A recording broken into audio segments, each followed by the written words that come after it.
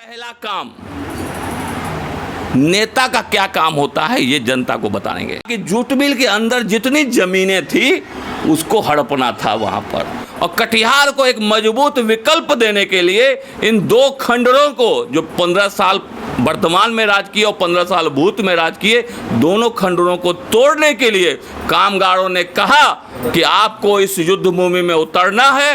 DM का भी बेटा उसी स्कूल में पढ़े, मंत्री का भी बेटा उसी स्कूल में पढ़े, तो निश्चित रूप से वहां पर शिक्षा में समानता आएगी। स्वागत है आपका रिपोर्टेज में। मैं मुजाहिदुल इस्लाम। बिहार में विधानसभा चुनाव है और रिपोर्टेज की टीम आज कटिहार में पहुंची है और कटिहार विधानसभा से राष्ट्रवादी कांग्रेस पार्टी के उम्मीदवार राजेश गुरनानी जी हमारे साथ हैं। इससे पहले राजेश गुरनानी जी भारतीय कांग्रेस पार्टी में थे। आइए सबसे पहले इनसे बात करते हैं। जी बहुत बहुत स्वागत है आपका रिपोर्टेज में। और बहुत बहुत स्वागत है आप लोग का भी। और मेरा पहला सवाल आपसे ये है, कुछ दिन पहले आप भारतीय कांग्रेस पार्टी में थे, राष्ट्रवादी कांग्रेस पार्टी में कैसे आना हुआ, क्या वजह रही, क्या कोई नाराज़गी? नहीं, कोई नाराज़गी नहीं। सबसे पहली बात यह थी कि जिस प्रकोष्ठ से हम बिलोंग्स करते हैं, जिस प्रकोष्ठ का हम प्रतिनिधित्व करते हैं, वो कामगारों का प्रकोष्ठ है, मेहनत कश लोगों का प्रकोष्ठ है, जो मेहनत करता है उसके बाद मजदूरी का मांगता है, मेहनताना मांगता है। लेकिन हम लोगों ने कांग्रेस के लिए पूरा अपने जीवन का 14 साल जो समाज को समर्पित किए थे वो सारा हम लोगों ने कांग्रेस के नाम किया। और जब मेहनत करके तब जब हम लोगों ने मेहनताने की मांग की तो कांग्रेस ने दूध में मक्खी की तरह उठा करके फेंक दिया। तो ये जो कांग्रेस की परिपाटी रही है कि पैसा दे करके टिकट का देना और ज़मीनी कार्यकर्ताओं को दूर रहना, ये कांग्रेस के लिए आगे आने वाले समय में हम लोग के लिए ये मुश्किल की घड़ी थी।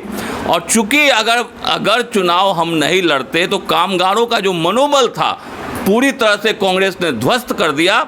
उस कामगारों के मनोबल को मजबूत करने के लिए कि ताकि कामगारों के बीच वो निराशा की भावना नहीं आए और कटिहार को एक मजबूत विकल्प देने के लिए इन दो खंडरों को जो 15 साल वर्तमान में राज किए और 15 साल भूत में राज किए, दोनों खंडरों को तोड़ने के लिए कामगारों ने कहा कि आपको इस युद्ध भूमि में उतरना है और हम लोग सब इसके लिए तैयार है। और उनकी तैयारी देख करके जो एनआर फॉर्म होता है, जो फॉर्म दिया जाता है, इसके लिए उन्होंने खुद राशि निकाली। तो मेरा ये कहना है कि जब कामगार अपने लिए तैयार हैं तो मेरे पीछे हटने का कोई प्रश्न नहीं होता है और मजबूती के साथ इस चुनाव में हम लोग डट के खड़े हैं। और कटिहार के विकास को लेकर राष्ट्रवादी कांग्रेस पार्टी और राजेश गुरनानी के लिए क्या रोड मैप है?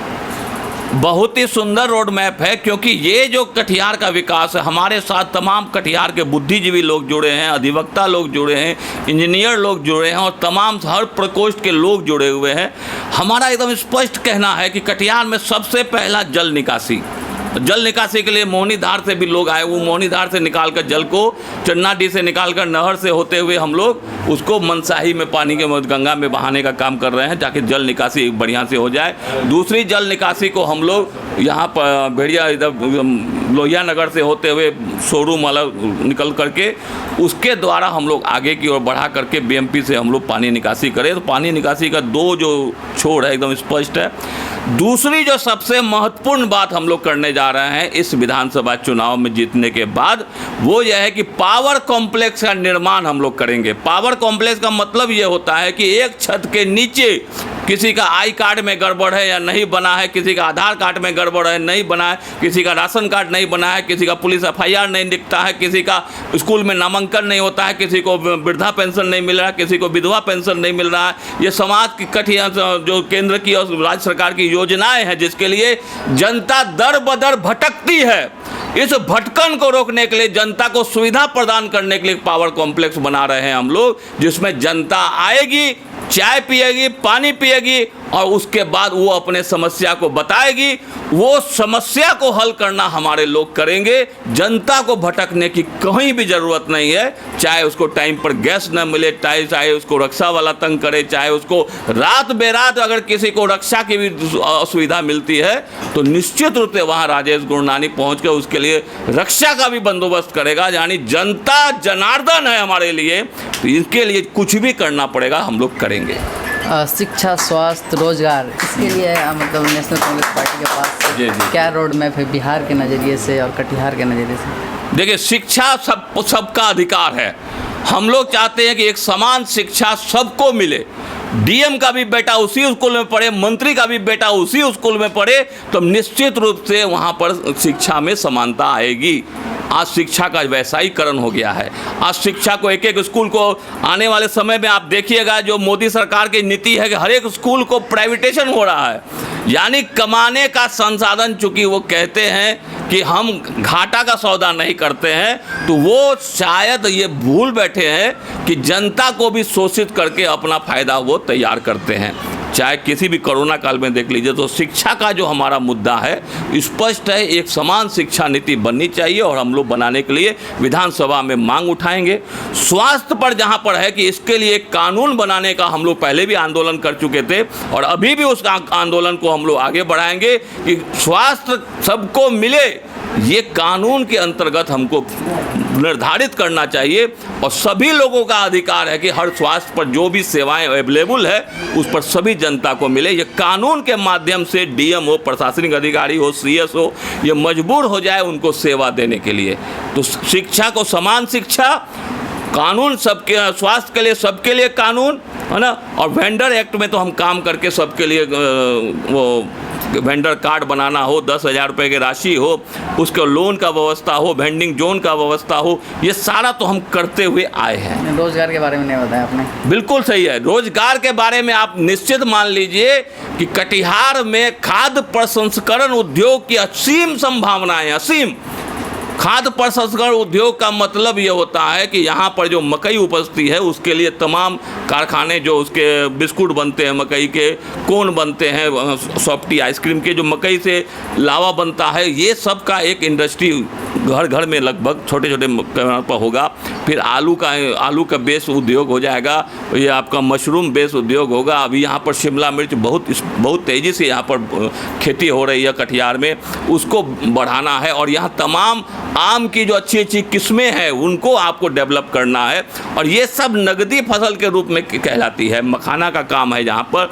तो कटिहार जो उपहार दे रहा है, कटिहार की धरती जो उपहार के रूप में हमको खाद्य सामग्री दे रही है, इस खाद्य सामग्री को पूरे विश्व में फैलाने का काम हम लोग निश्चित रूप से करेंगे। राष्ट्रवादी कांग्रेस पार्टी 145 सीट में बिहार में चुनाव लड़ रही है, जी। तो इसका मुख्यमंत्री का चेहरा कौन है? सबसे पहला मुख्यमंत्री का जब चुनाव होगा तो उसमें जो परिपाटी है, जो जनतंत्र है हम लोग की पार्टी के अंदर, वो ये है कि जितने जीते हुए विधायक हैं वो पहले बैठेंगे। आज किसी का चेहरा हम लोग सामने कर दे और इत्तेफाकन वो हार जाए तो हम लोग के लिए भी थोड़ी शर्म की बात होती है। लेकिन हम लोग चाहते हैं जितने भी विधायक 145 में जीत के आए, ये उनका अधिकार है कि वो अपने बैठ करके एक मुख्यमंत्री का चेहरा हो, चाहे वो गठबंधन के बीच हो, चाहे वो किसी सरकार में शामिल होने के बीच हो, जो हमारा हाईकमान तय करेगा हम लोग निश्चित रूप से उसका अभिनंदन करेंगे, उसको मानेंगे। जी, अगर आप जीतते हैं, चुनाव विधायक बनते हैं, तो आप किन किन कामों को प्राथमिकता देंगे? सबसे पहला काम, नेता का क्या काम होता है ये जनता को बताएंगे और ये नेताओं को भी बताएंगे कि नेता का वास्तविक काम क्या होता है। हम लोग ऐसी लकीर खींचेंगे कि दूसरा आने वाला नेता अगर आना का प्रयास भी करेगा तो उस लकीर को वो पार करना पड़ेगा। जो काम हम लोग करेंगे उस काम के अंतर्गत सबसे पहला जल निकासी का व्यवस्था, दूसरा शिक्षा की व्यवस्था। आप देख लीजिए यहाँ पर उर्दू की पढ़ाई नहीं होती है महिला कॉलेज में, और इसके लिए जब हम लोग लड़े उर्दू के लिए और मैथिली के लिए, तमाम लोग पीछे हट गए, लेकिन लड़ाई को रखे, लेकिन आज तक उर्दू की पढ़ाई नहीं हुई। इसके लिए तमाम नेतागण इसके व्यवस्था के, तो ये शिक्षा का स्तर जो है, ये जो जल की निकासी की व्यवस्था है, ये जो आपका बैठाना है, खाद्य उद्योगों को जो बैठाना है, यहाँ पर छोटा छोटा उद्योग, यहाँ जो जूट मिल की व्यवस्था है, दोनों जूट मिल प्रशासनिक उदासीनता और जनप्रतिनिधि की अकर्मण्यता, कोढ़ियापनी जो है जनप्रतिनिधि का, ये दोनों जूट मिल को बंद करवा दिया, घाटा दिखा के बंद करवाया। तो मेरा ये कहना है कि हमारे मोदी जी कहते हैं जैसे कोई उंगली में चोट लग जाए तो आप क्या करेंगे? हाथ को नहीं काटेंगे, उंगली में दवा लगाएंगे। लेकिन हमारे मोदी जी का कहना है कि उंगली में चोट आ जाए तो उंगली में दवाई मत लगाइए, सीधा हाथ काट करके फेंक दीजिए। यानी रेलवे अगर घाटा में चल रहा है, जूट मिल अगर घाटे में चल रही है, तो उसको ठीक नहीं करना है, जूट मिल को बेच देना है, रेलवे को बेच देना है। अब समझ लीजिए कि खरीदने वाले भी कितने हैं। और आपको बता दें, भू अधिग्रहण कानून के अंतर्गत आपको बताते हुए शर्म भी आती है, यहाँ पर जनप्रतिनिधियों के जो नकारात्मक है। एक जूट मिल है, ठीक है, अब जूट मिल को खरीदा गया, किसी के द्वारा खरीदा गया तो जूट मिल को बताया गया कि इसको हमको चलाना है, तो 2 साल चली, 3 साल चली, पर बात जूट मिल को चलाना नहीं था। बात वहाँ था कि जूट मिल के अंदर जितनी ज़मीनें थी उसको हड़पना था वहाँ पर। तो ये जब मंशा आ जाती है बड़े बड़े लोगों के बीच में, भू माफियाओं के बीच में, उन्होंने जूट मिल को लिया, चलाया नहीं, फिर जूट मिल बंद करवाया और जितनी ज़मीनें थी सबको फीता नाप कर बेचा गया।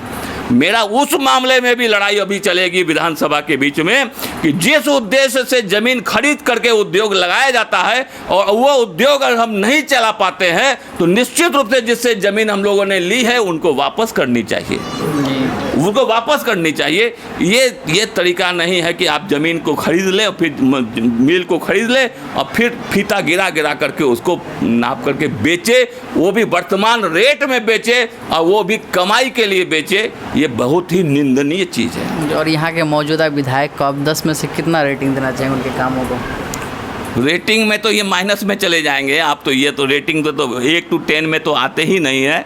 -10 में आप कहिए तो निश्चित रूप से हम उसको -10 देंगे। क्यों देंगे -10? आप सिर्फ धर्म के नाम पर जीतते हैं, विकास के नाम पर नहीं जीतते हैं। छोटा सा उदाहरण आपको मैं बताना चाहता हूँ, छोटा सा उदाहरण।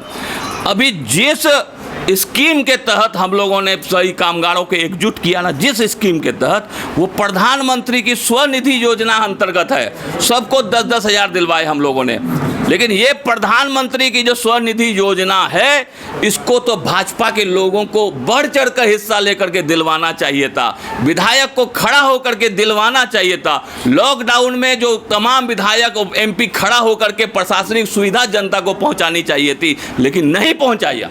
क्यों? क्योंकि इसको भरोसा है कि अंतिम मोमेंट में हम बलवा कर देंगे, अंतिम मोमेंट में दंगा हो जाएगा, अंतिम मोमेंट में हम हिंदू मुसलमान को लड़ाएंगे और इस लड़ाई के बदौलत हम लोग जीतेंगे। क्योंकि एक तरफा दिखा दिया जाएगा कि मुस्लिम को फलना जाति का मन बढ़ जाएगा, फलना जाति का मन बढ़ जाएगा, इसलिए उसको काम करने की ज़रूरत कहाँ है? आज तक 15 सालों में यही तो करते आए हैं ना, और जनता उसको दे रही है। लेकिन इस बार चूंकि जनता के पास पिछले 15 वर्षों में कोई विकल्प नहीं था और आज हमारी टीम, मैं नहीं कहता राजेश गुरनानी, आज हमारी टीम विकल्प के रूप में खड़ी है और जनता का आशीर्वाद लगातार बेहिसाब और अथाह मिल रहा है।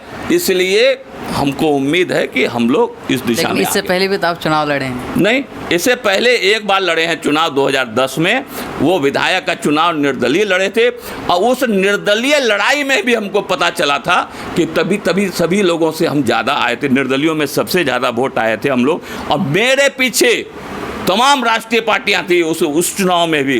भारतीय राष्ट्रीय कांग्रेस हमारे पीछे थी, हाथी छाप हमारे पीछे था और तमाम काफ़ी सारी पार्टियां उस समय भी हमारे पीछे थी।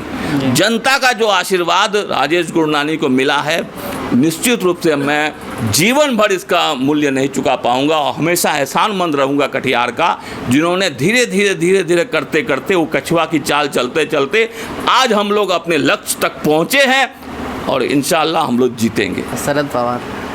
शरद पवार बेहतरीन शख्स है। नरेंद्र मोदी 1 नंबर जुमलेबाज। राहुल गांधी अपने वश में नहीं है वो। नीतीश कुमार पलटी मार। तेजस्वी यादव बिना पेंदी का लोटा।